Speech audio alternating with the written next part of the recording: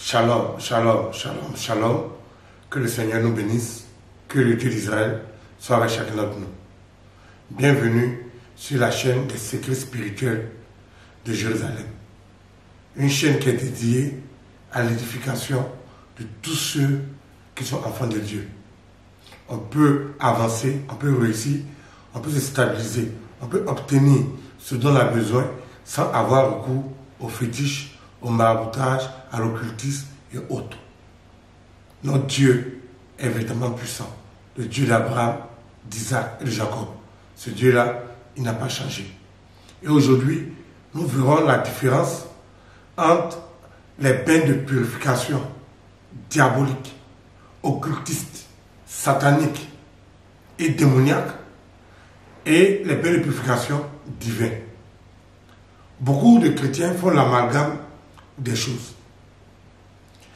On doit retenir une seule chose. Le diable n'a jamais rien créé. Le diable ne fait que copier ce que Dieu a totalement créé. Quand je parcours YouTube, quand j'ai vu certaines chaînes, oui, secret de ma grand-mère, voici un bain qui est le secret de ma grand-mère. Voici tel bain on doit faire pour atteindre telle chose. Voici tel bain on doit faire pour avoir telle chose. C'est quand même dommage que beaucoup de chrétiens se laissent embobiner par ces pratiques occultes. C'est vrai que les bains de purification sont bibliques. Je vais vous prendre deux exemples dans l'Ancien Testament et un exemple peut-être dans le Nouveau Testament.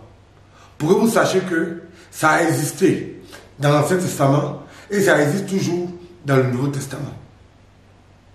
Le premier bain collectif du peuple d'Israël, c'est lorsque le peuple d'Israël sortait d'Égypte, où Dieu, par l'intermédiaire du guide Moïse, a ouvert la mer Rouge afin que le peuple juif puisse traverser. C'était la première figure, c'était le premier bain spirituel et la première figure du baptême. Le deuxième bain spirituel que je vais prendre comme exemple est celui d'Élisée et de Naaman. Naaman était un lépreux. Naaman avait une maladie. Et le prophète Élisée lui a dit, va te laver 7 fois dans les eaux et tu seras purifié. Et effectivement, Naaman est parti se laver 7 fois dans les eaux et il était purifié de sa lèpre. Donc les bains de purification sont bibliques. Je vais aller maintenant dans le Nouveau Testament. Parce qu'il y aura des gens certainement qui vont me dire, oui, c'est l'Ancien Testament. Mais quand il s'agit de dîmes, là, on ne dit pas c'est l'Ancien Testament, hein. Ça, on parle l'argent. Parce qu'il a dit dans l'Ancien Testament. Donc, il y a des gens qui trient ce qu'ils veulent dans la Bible. Donc, je vais vous prendre un exemple maintenant dans le Nouveau Testament. Dans le Nouveau Testament, il y a eu 2 exemples de bains. Le premier bain était le bain de Jean-Baptiste. Et quand Jean-Baptiste prêchait, il prenait les gens, il les baptisait dans de l'eau. C'est-à-dire qu'il les faisait prendre un bain dans de l'eau, il les faisait sortir. Ce n'était pas le baptême chrétien. C'était un symbole de repentance. Donc Jean-Baptiste l'a fait. Après la mort de Jésus, la mort et la résurrection de Jésus, les apôtres aussi l'ont fait. Les bains de purification sont entièrement bibliques. Maintenant, il s'agit de faire la différence entre les bains de purification diaboliques, démoniaques, sataniques, qui vous anéantissent, ou les bains de purification d'Israël, de l'Éternel. Donc, pour faire la différence des différents bains, ce n'est pas si compliqué.